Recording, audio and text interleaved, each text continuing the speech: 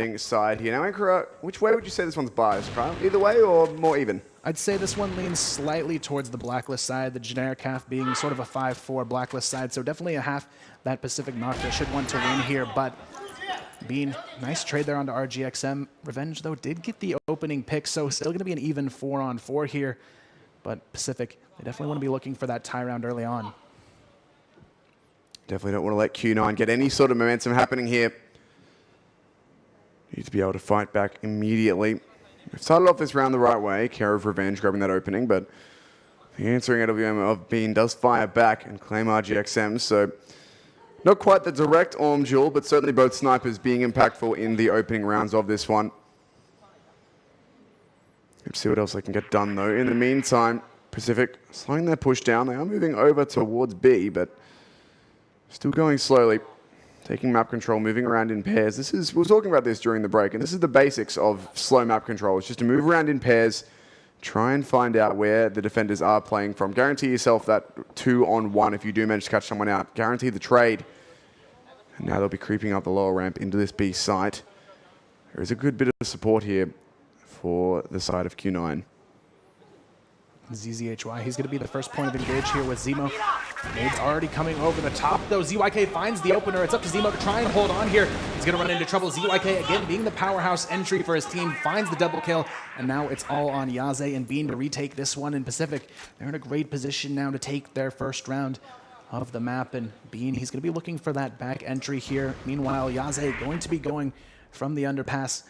ZDD, though, has to be careful. He's going to get pinched here alone. His team has to either peek and support or he's going to go down. Bean finds him too quick, though, for Aldrin to go for the counter peek. He's going to peek late, though, still finds Bean.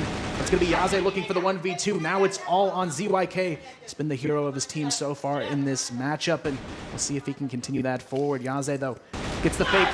Going to get the peek out of that as well. And nicely, Q9 find themselves another round on the board. And honestly, a 3-on-2, Pacific shouldn't have lost that one.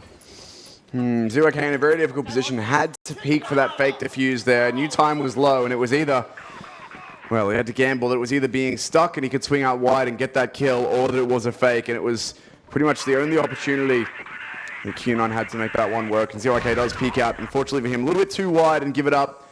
A very near thing, but nonetheless, it's a round that Q9 will be able to grab away, bringing them to 2-0 now on our first map. This is a good start. ZDD going to run into some trouble here. ZZHY gets the opener, and Q9 again feeling comfortable so far on this global risk side. Solo takes down Aldrin as well. This could be another nice headshot. ZYK, though, again, finding the openings for his team. Almost able to get the double kill, but not quite. The support comes in from Zemo. Big double kill going his way. And now it's Revenge all alone in a 1v4. And again, we see things not looking too hot for the side of Pacific. This is a much slower start from them than I was expecting in terms of getting the kills happening, but Zemo will close it out. Q9, they just look ready for this. This is not the shaky, unsure Q9 that we've seen, or the one making mistakes where they push and give away frags early on. They're just playing passive, holding their sights, taking the fights when they need to, and hitting all of their shots. Pacific, on the other hand, are missing just a little bit. Hopefully they'll be able to turn things around now and come back into this one, get some rounds on the board. Q9 honestly playing really well so far, and very surprised that if their Ankara was this good, they've banned it every single group stage match almost. So definitely a strong decision to lift that as a change in their ban. So now it is going to be Q9 potentially for a 4-0 lead here if they can continue this momentum forward. And Pacific, they are in dire need of at least one round on the board here very soon.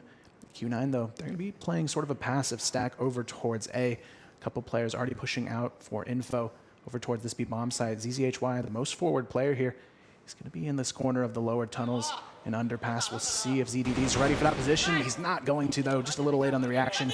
And ZZHY finds the opener. He's left on just 5 HP, but nonetheless, he'll get the frag and get out alive.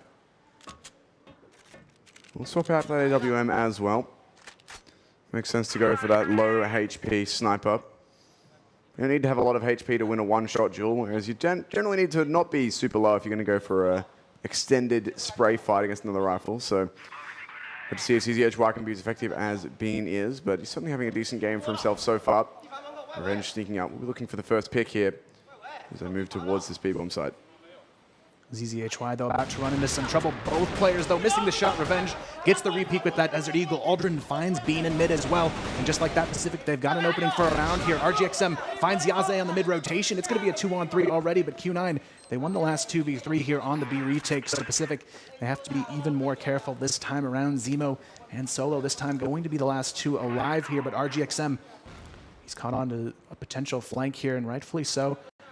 It's going to be Zemo here just waiting for the mistake to come through, but it's going to be RGXM gets the best of him there. And now it's Solo left in 1v3. Revenge, though, has already spotted him on the tower. He's going to drop down. Solo finds the first, finds the second. A potential 1v3 here. RGXM is left alone. Can he do it? It's going to pull it off just barely, though. Very scary potential situation there, but in the end, Pacific barely slide away with their first round. That would have been another early round 1v3 for Solo, or early game 1v3, I should say. We saw this in their very first game of the tournament, and he nearly pulls it off there, a very close one, but Pacific will manage to just about hold on to it. It was dangerous from them. Got to be careful with a player like Solo that you can't give him that many opportunities, but Revenge predicts the peak of Bean perfectly, grabs that opener, and that's an excellent start now coming in for Pacific. Now they're just going to funnel right into this A bomb site. Yaze not able to make anything happen as well. Solo finally rotating in, gets himself a frag here, but see if he can do any more. It's not going to happen. ZDD, though, just jump colts him off the top of the A bomb site now. It's already down to a 2-on-4. ZDD already down to 10 HP, though. RGXM at half. Aldrin getting lit up here as well. This is still a winnable clutch for Q9 if they can collapse in and grab some individual fights. But ZZHY runs into trouble. Already knocked down to 19 HP there from Aldrin.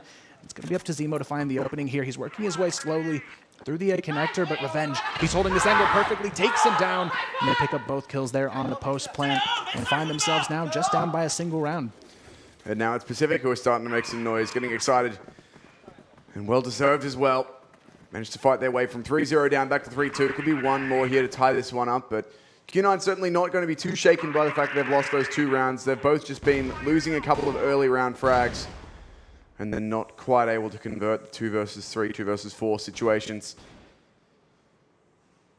Now we see it is going to be Yaze and Solo now on the A-bomb site. Interesting decision. They switch Bean over towards B, but rightfully so. He wasn't too successful installing anything on that previous A push. So ZYK, he's already going to be trying to sneak out here, but Yaze in a good position to catch him off guard if he fully commits, but it's going to be ZYK playing patient. But Yaze is going to overcommit here on this peak. ZYK, though, still unable to grab that kill, and Solo finds himself one from A top as well. Not quite the start Pacific was looking for here. Solo already with the double kill as well. Now sitting at 8-4, it's been a great start to the game for him. Leaves it up to just Revenge and ZDD to try and convert this one. Difficult round for them, and not sure how much they can really get done here. Both these players are separated as well, so let's try and find a few frags, then link up, then try and take a bomb site here. ZDD will be looking for the first. With that rifle in hand, he's going to be a bit more of a playmaker than Revenge, potentially. Especially given he doesn't have the bomb, doesn't want Revenge to have to commit aggressively and drop that. So ZDD needs to find himself a frag here. Revenge has grabbed one, and Bean, depending on this timing, if he unscopes again, he might just be caught off guard, but instead, he waits perfectly. Timing not going to work out for ZDD, and it leaves it all into Revenge in a 1 versus 4 with 40 seconds left. The only advantage Revenge has that is nobody on the B bomb side. I'm interested why they haven't